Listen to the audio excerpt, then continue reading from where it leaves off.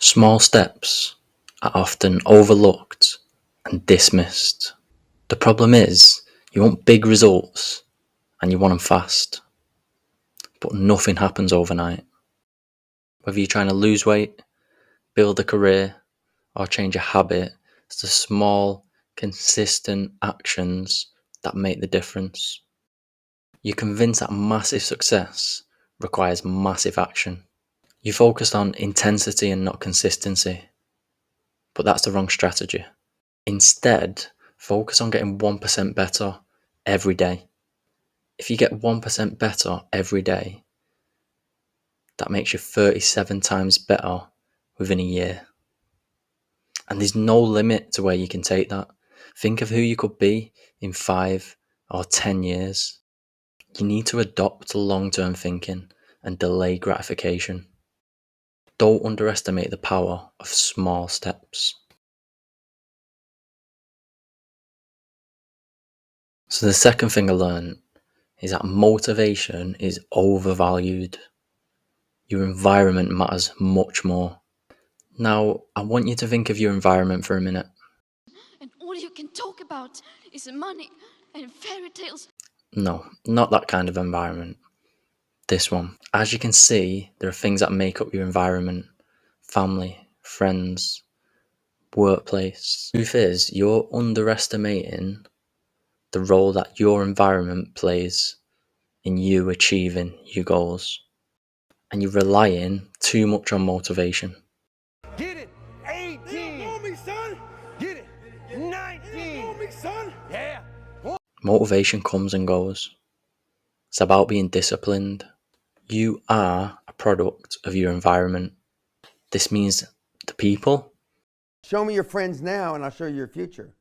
Are you being mindful of who you're spending your time with? Spending your time with 5 people who smoke, you're likely going to smoke. But if you spend your time with 5 people who go to the gym, you're probably going to go to the gym. See, in episode 4, Harrison revealed a moment where he had enough of battling alcoholism and decided it was time to make a change. He realised the impacts his environment had on his behaviour. So when habits become so ingrained, it's time to look at the environment. It's better to change your environment than to even do anything else, because what happens is you eliminate all the triggers and cues that are associated with the habit that you're trying to It destroy. took Harrison changing his environment to make that change. I want to know, is your environment helping you or holding you back? So often in life, we surround ourselves with people and things that are killing our motivation and our ambition, and we don't even realize it. So step away from the things that are distracting you from your goals and where you want to be in life.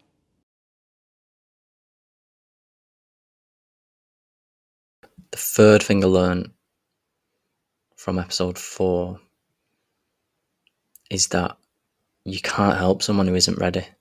See, we all have good intentions for the people that are close to us. We want the best for them. But for someone to change, they have to want it.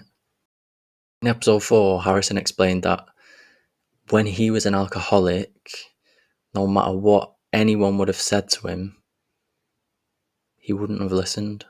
Because ultimately, he wasn't willing or ready to change.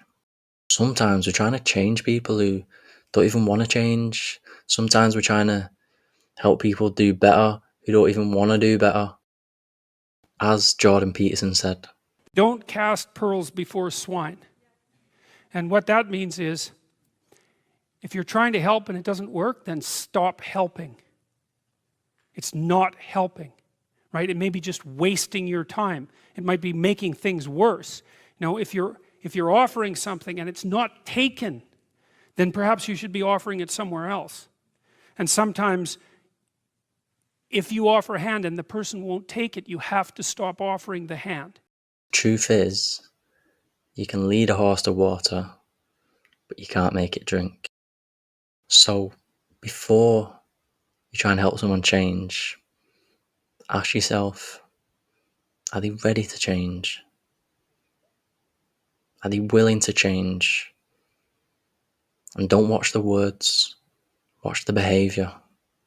because behaviour is a language that will tell you everything you need to know.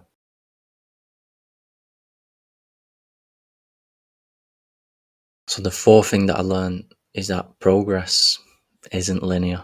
We think progress is linear because often we're viewing it from an external lens. We're looking at people on social media who are progressing, and guess what? We only see the shiny exterior. It's rare that we see the setbacks and the failures on the way to the success they achieved. We often only see the big wins and the big successes, the big deals and the big achievements. And from this, we can develop a skewed view of what real progress looks like. Then we project it onto our own progress. We end up feeling disappointed when we face setbacks and failures. But as Nipsey Hussle said, I had to take 2 steps back to take 10 forward. But them 2 back hurt. That's painful. That moment right there is going to be a defining moment. see, even the best, even the greats take losses. Even the best fail. In episode 4, Harrison emphasised that although he's been sober for years, he's still very much on that journey, and he faced a lot of setbacks and failures on the way. And that journey is something that he will continue on. See, every setback teaches us something. It's an opportunity to learn. And if we view it through that lens, we're never starting from scratch. We're starting from experience. Failures are stepping stones to success. If you're not failing, you're not growing. Change how you view failure. Start to view it as part of the process.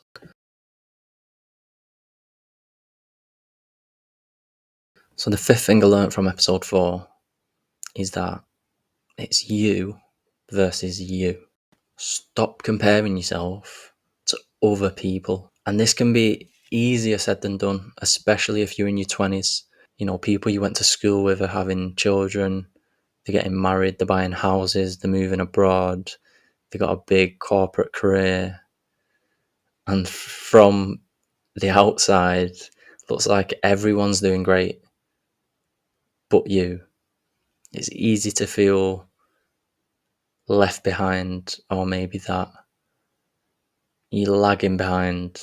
But the truth is, everyone is walking their own path.